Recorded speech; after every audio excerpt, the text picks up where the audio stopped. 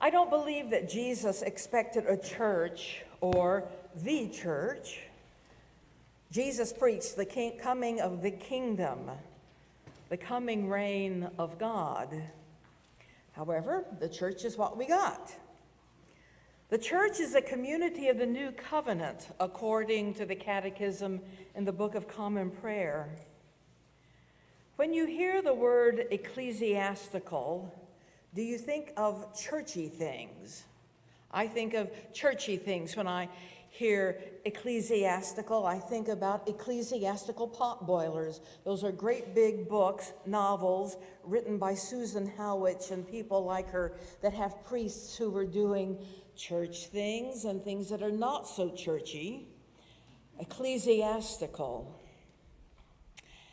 Actually, the word ecclesia is a Greek word that means called out.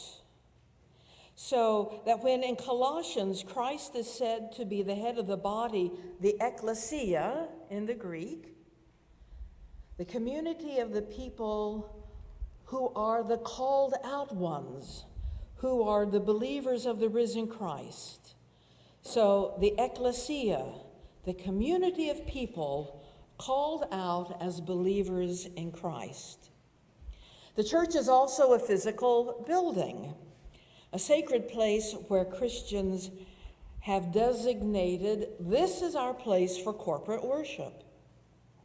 As members of the Jewish community, the earliest disciples continued to pray and teach in the temple. But in 70 CE, the temple was destroyed by Rome. Because Christianity was illegal, early followers met in private homes, around a table, shared a meal. As the communities grew and spread, the communities designated a house and converted just an ordinary house into a place of worship. And during times of persecution, they met in the catacombs, those hollowed out places used for the burial of Jews. The earliest known complete church is a mid-3rd century Roman house that was converted into a gathering place for Christians in present-day Syria.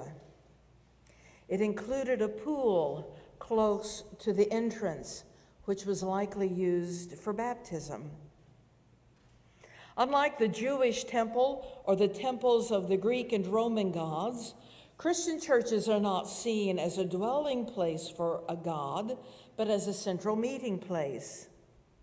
Many churches today follow the basic design of a 4th century civic basilica. A civic building, a rectangular building with a curved apse, a little curved piece at the back. That was where the throne went, the throne for the military governor or a magistrate. So in this ordinary rectangle building with the throne there, magistrate, business was going on, and the Christians just took over that shape. So rectangular building, curved apse in the back, throne for the bishop or for the priest.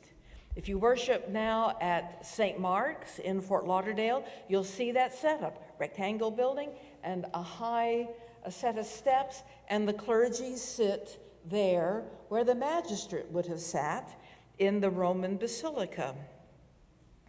We can trace much of our church furnishings to the early church, and the early church furnishings to the secular buildings in the 4th century.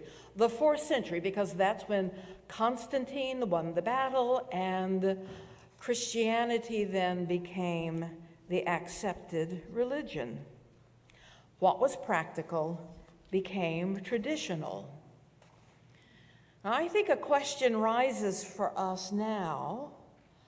In the early days, was there something practical about reciting the creed every week? For you, is it so traditional that it's an ordinary thing, a waste of time? Or do you find that the weekly recitation of the Creed secures you in your faith? Because I did not come from the Episcopal tradition. I came from a tradition that did not use creeds. When I was a new Episcopalian, I really appreciated the fact that each week I was able to recite my faith, a faith that I was learning anew as a young adult. And it was for me a great anchor, a foundation. So now, as we stand for the Creed, consider, is this a practical thing for you? Is it a traditional thing for you? Is it a secure part of your faith?